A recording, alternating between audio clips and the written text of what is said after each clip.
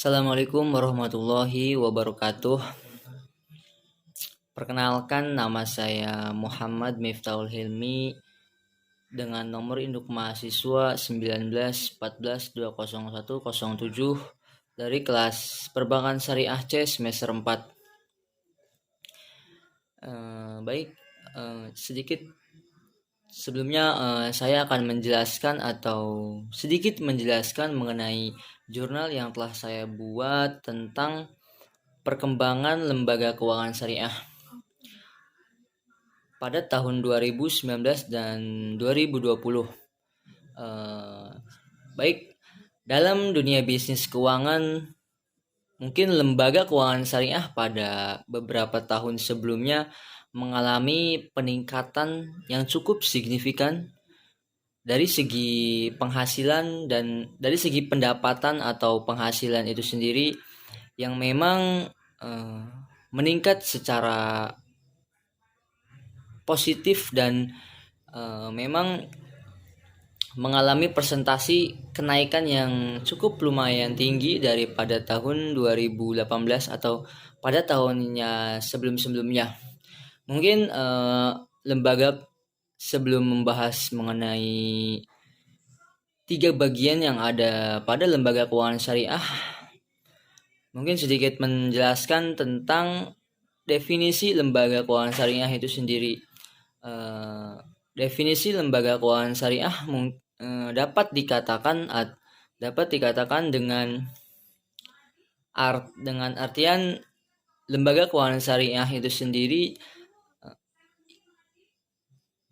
yang selalu kegiatannya menghimpun dana, menyalurkan dana kembali kepada masyarakat, bisa juga untuk menabung dan meminjamkan uang kepada masyarakat yang memang membutuhkan dana tersebut, dan tentunya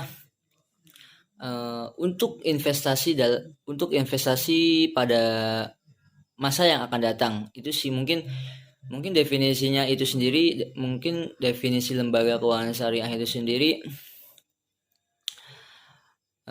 dari penghimpun dana, menyalurkan dana kembali kepada masyarakat, meminjamkan uang atau untuk menabung di bank atau di lembaga keuangan syariah yang emang di perbankan syariah, dan tentunya bisa juga untuk berinvestasi untuk masa depan. Mungkin itu sih. Dalam hal ini mungkin ada 3 pembahasan mengenai lembaga keuangan syariah atau yang memang perkembangan lembaga keuangan syariah pada tahun 2019-2020. Pada pembahasan kali ini, perkembangan lembaga keuangan syariah ada 3 bagian atau ada 3 subsektor mungkin yang akan dibahas. Yang pertama ada perbankan syariah, yang kedua ada industri keuangan non-bank syariah, yang ketiga ada pasar modal syariah atau yang biasa kita sebut bursa efek. Mungkin membahas yang pertama, perbankan syariah. Perbankan syariah pada tahun sebelum-sebelumnya memang belum cukup memuaskan dari hasil yang memang pendapatannya begitu kurang memuaskan pada tahun 2019 dan pada tahun sebelum-sebelumnya. Dan pada tahun 2019 ini perbankan syariah atau aset perbankan syariah mengalami pendapatan yang cukup positif dan pendapatan yang cukup lumayan besar atau begitu besar dalam presentasi sebelumnya sebesar 33,3%, dan pada tahun 2019 ini mengalami peningkatan yang cukup memuaskan atau lumayan dari hasil presentasi yang memang sebelumnya sebesar 33,3%. Pada tahun 2019 ini mengalami peningkatan sebesar 36,67%. Dalam hal ini kegiatan perbankan syariah yang ada di dalamnya meliputi bank umum syariah, unit usaha syariah, dan bank pembiayaan rakyat syariah.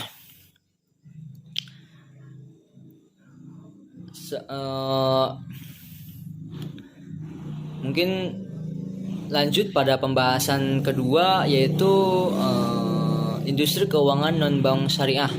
Industri keuangan non-bank syariah pada tahun 2019 mengalami peningkatan dalam persentase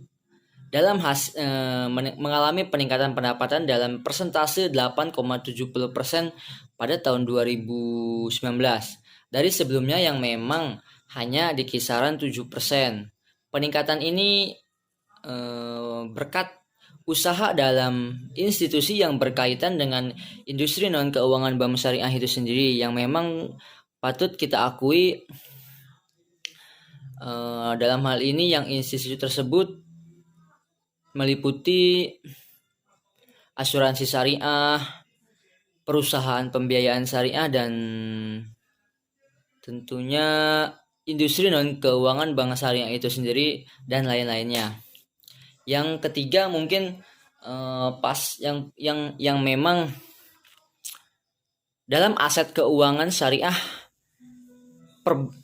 pembahasan yang ketiga ini pasar modal syariah yang memang peningkatannya yang cukup signifikan atau porsinya yang cukup memang besar dalam hal peningkatan dalam hal persentasi yang didapat, yang memang sebelumnya pada tahun 2018 hanya di kisaran 53-54%, dan pada tahun 2019 ini pasar modal syariah atau yang biasa kita sebut bursa efek mengalami peningkatan persentase sebesar 56,14%.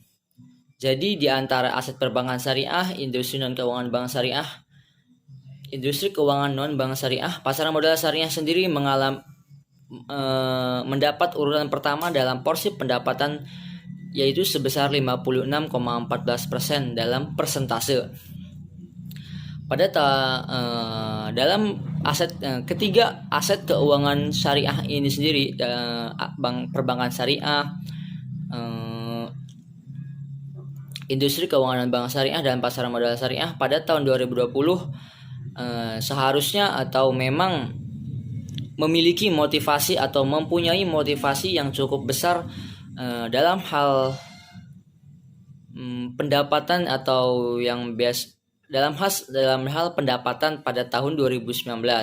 Mungkin pada tahun 2020 motivasi terbesar atau mempunyai modal yang cukup besar untuk menaikkan kembali presentasi sebelumnya yang lumayan memang cukup memuaskan pada tahun 2019. Mungkin pemerintah atau